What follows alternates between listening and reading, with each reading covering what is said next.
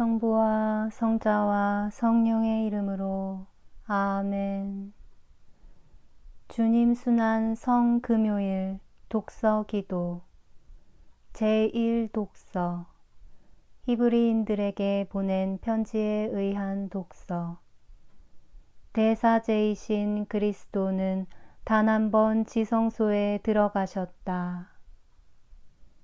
형제 여러분, 그러나 그리스도께서는 이미 존재하는 모든 좋은 것을 주관하시는 대사제로 오셨습니다. 그분이 사제로 일하시는 성전은 더 크고 더 완전한 것이며 사람의 손으로 만든 것이 아닙니다.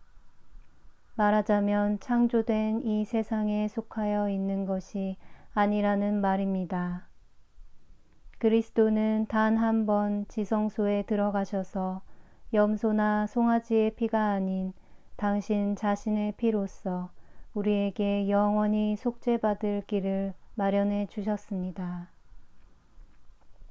부정한 사람들에게 염소나 황소의 피와 암송아지의 재를 뿌려도 그 육체를 깨끗하게 하여 그들을 거룩하게 할 수 있다면 하물며 성령을 통하여 당신 자신을 하느님께 흠없는 제물로 바치신 그리스도의 피는 우리의 양심을 깨끗하게 하는 데나 죽음의 행실을 버리게 하고 살아계신 하느님을 섬기게 하는데 얼마나 큰 힘이 되겠습니까?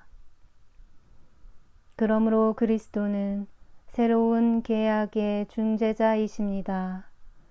그분은 사람들이 먼저번 계약 아래서 저지른 죄를 용서받게 하시려고 죽으셨습니다. 따라서 부르심을 받은 사람들이 하느님께서 약속해 주신 영원한 유산을 이어받게 되었습니다.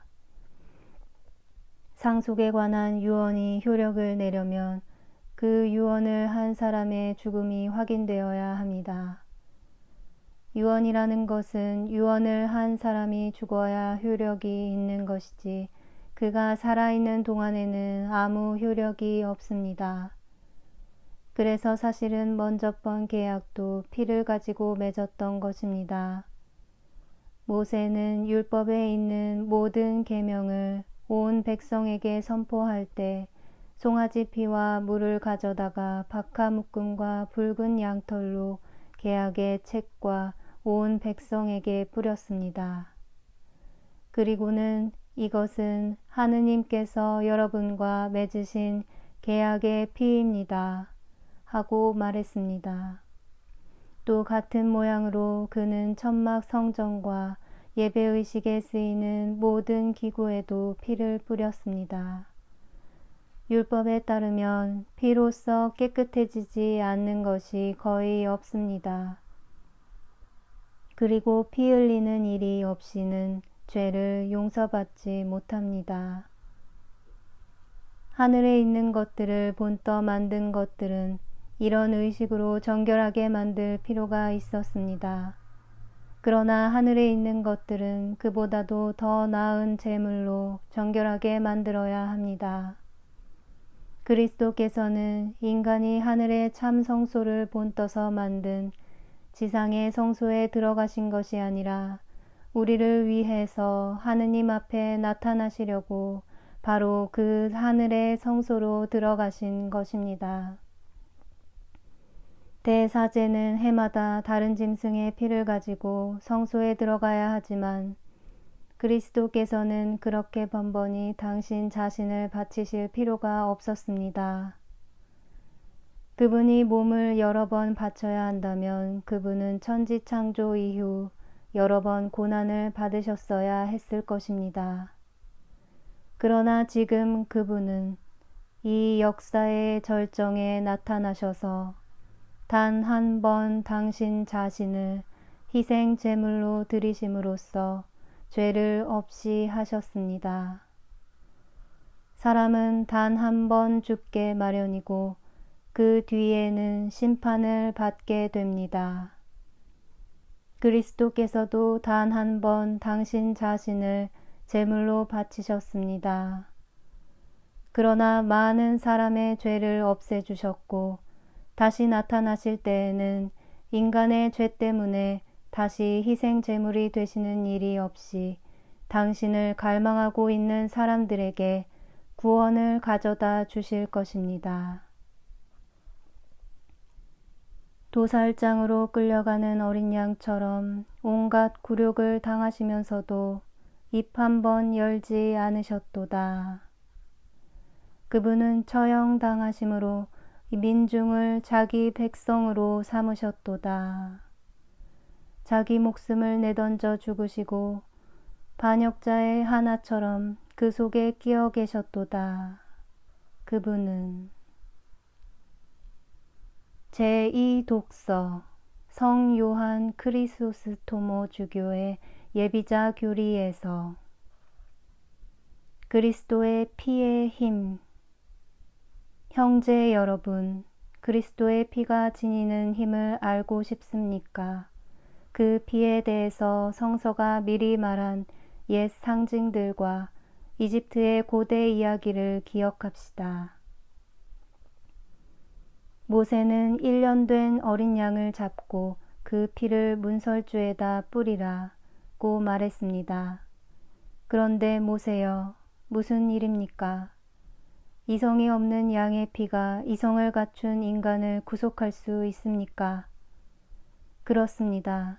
양의 피는 인간을 구속할 수 있습니다. 그런데 그것은 그저 피이기 때문이 아니라 주님의 피를 표시하는 상징이기 때문입니다. 형제 여러분, 원수가 옛적에 그렇게 했다면 오늘날에도 그리스도의 성전의 문인 신자들의 입술을 상징적인 피가 아니라 참된 어린 양의 피로 바른 것을 보면 아무런 해를 끼치지 못하고 지나갈 것입니다. 이 피가 지니고 있는 또 다른 힘에 대해 좀 더 깊이 알고 싶습니까? 먼저 그 피가 어디서 나왔으며 그 피의 원천이 어디 있는지 생각해 보십시오.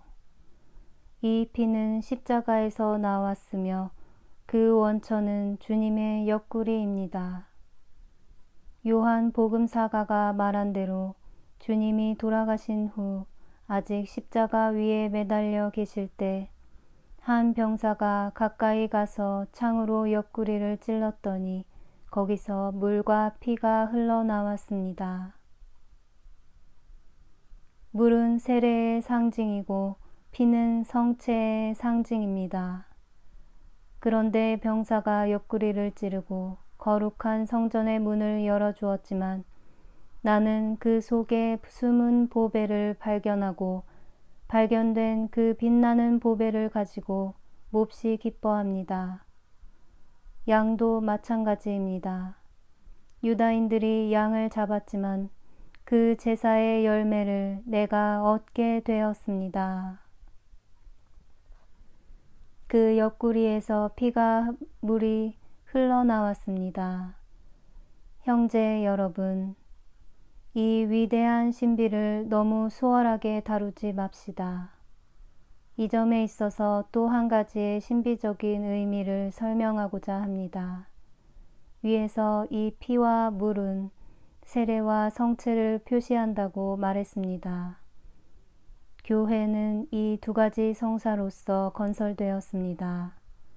즉 새로 태어나게 하는 물과 새롭게 하는 성령, 즉 옆구리에서 세워진 성체 성사와 성체 성사로 교회가 건설된 것입니다. 아담의 옆구리에서 하와가 생긴 것처럼 그리스도께서는 당신 옆구리에서 교회를 세우신 것입니다. 바오로 사도가 우리는 그 뼈에서 나왔으며 그 몸의 지체들이다 라고 증언하는 것은 그 옆구리를 두고 말한 것입니다.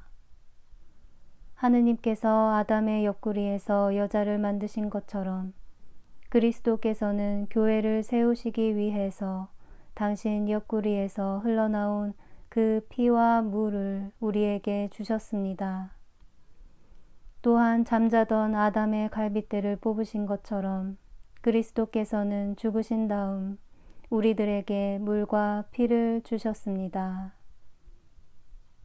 형제 여러분, 그리스도께서 당신 신부인 교회와 얼마나 긴밀히 일치되었고 얼마나 귀한 양식으로 교회를 먹이시는지 생각해 보십시오.